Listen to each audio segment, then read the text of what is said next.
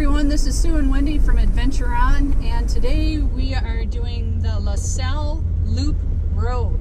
Loop-de-loop.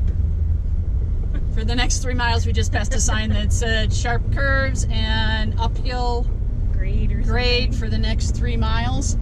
But this loop is named after the La Salle Mountains, and we learned about this loop from one of the workers at the KOA where we're camping. So what we're going to do is we're going to show you, obviously we're not going to show you 2 hours of the entire drive, but when we see things that are interesting that are coming up, I'm going to turn on the GoPro so you can get a glimpse of what we're doing today. After this, we are headed to Arches. And I just want to tell you, the guy at the KOA said, yes, it's a beautiful drive at night. Well, we rounded one corner, and if you'd miss it, you're a goner. So I'm really not sure if we'd want to do this at night. We would probably need to turn on the LED bar light for that.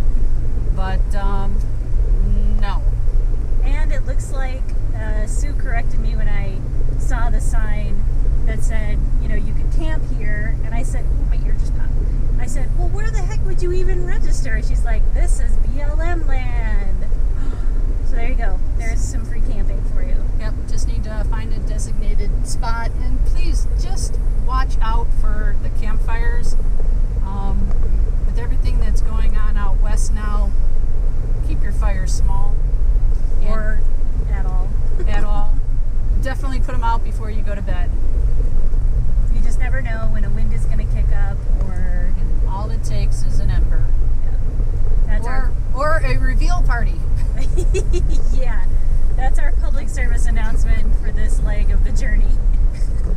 To the far left, and I know you can't see that, but we just went around a turn, and you could see the Moab Rim, which is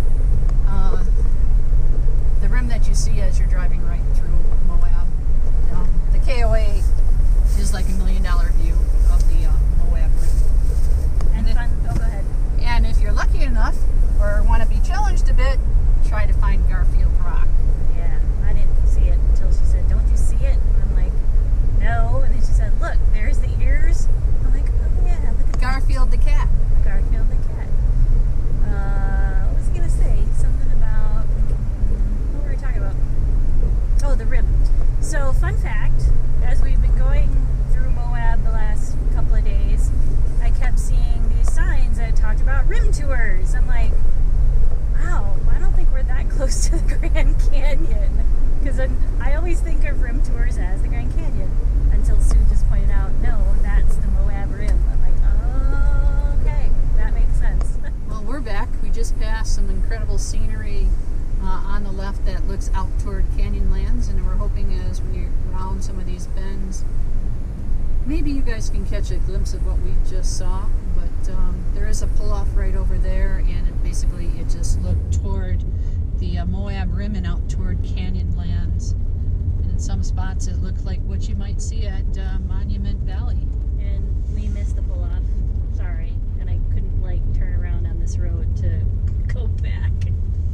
So... Well, we're going to keep the camera rolling for a bit, but I'm going to tell you a little bit about the La Salle Loop. So, this beautiful scenic drive that climbs in elevation has incredible views over the Moab Valley and Canyonlands National Park. Touring up through the alpine evergreens and aspens, various trailheads can be accessed.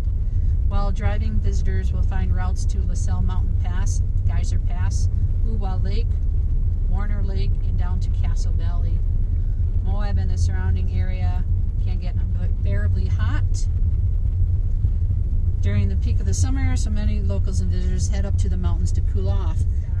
Oh, but we are going to slow down because there's a cow. We've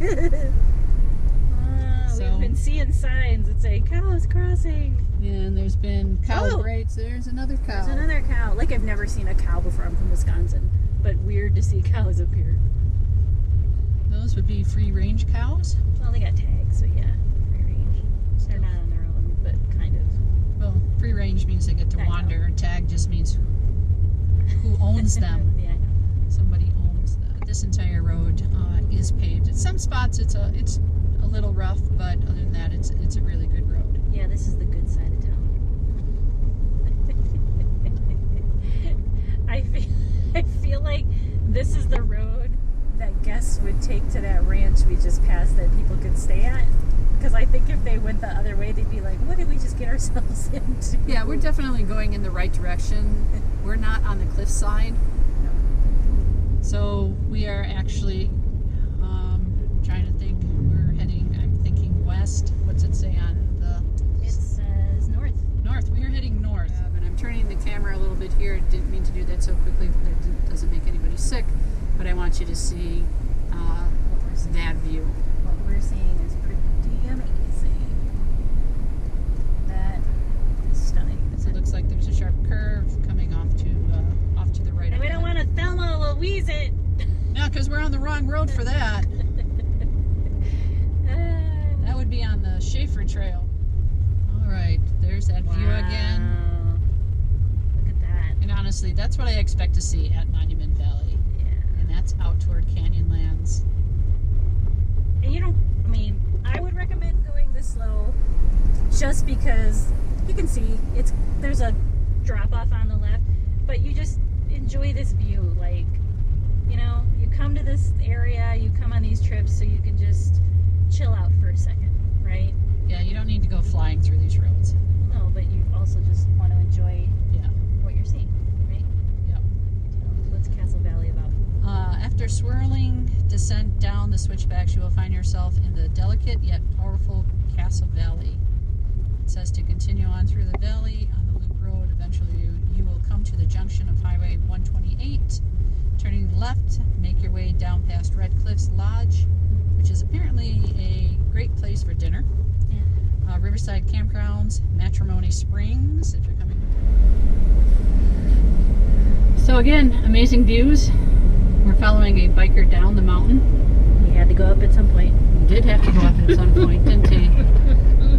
So, thought we'd just run this a little bit so you can see these views again. Makes you think of every Western you've ever saw. In fact, more Westerns have been filmed in Moab than in any other city. That is a die-hard biker if he started at the beginning of the loop. But I love that he is coasting. Like, that's totally what I'd be doing. I'd be like, yep, I'm coasting all the way down this sucker. So that's a new tour idea. Bike rentals. They load them up, they take you up to the top, and you coast. So what you're seeing off to the left is the Moab Rim again. And we descended from the aspen forest area. And now we're at a much lower elevation as we come around to see this stunning scenery. I think we're coming up to the castle area. So we're going to let this run for a little bit. Okay. So now what? That is something... We have come to a T in the road. We have come to a T in the road. And I don't really know which way to go. That's a bike sign. But there's a bike sign there too. I mean... Let's go to the right and see what happens. We're going to go right. There's not really... there's a Colorado. So there were signs. We're heading east. I don't know. I'm so bad with directions. But there were signs on the actual road we just came down that said Colorado River, this many miles. There were good signs. And now it's like, well, I don't know. Which way should we go? I have Let's no see. idea.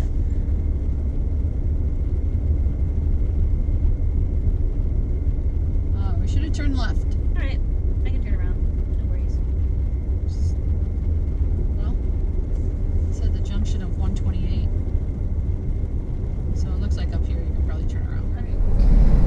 So it looks like we're on our way back to Moab. We followed the what they call the Red Cliffs. The Colorado River. Down to the Colorado River, and then we're heading to Arches. Yeah. So one of my favorite things to do, and I said just yesterday that I want to do, is put my feet in the Colorado. I think I've done that every time we've been close to the Colorado River. I don't know if I'll do it here. Depends. But probably when we go to Page, we'll make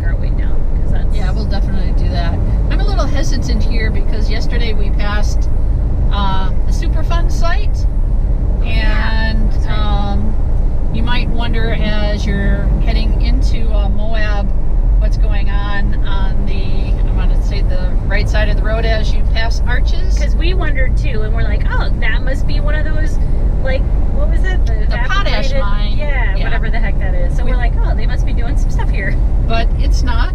In fact, this is the Colorado River right here that we just passed. Yeah. So we will look to see if there's a place to pull out.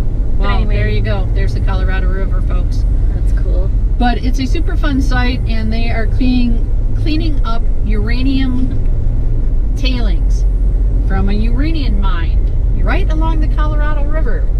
So, I mean, if the light bulb just went off in your head like it did when I read that, I'm thinking every time it rained, some of those tailings probably ended up in the Colorado River. And well, I just don't think that's a good thing. But remember when we went rafting? I'm not saying it's a good thing, because it's not.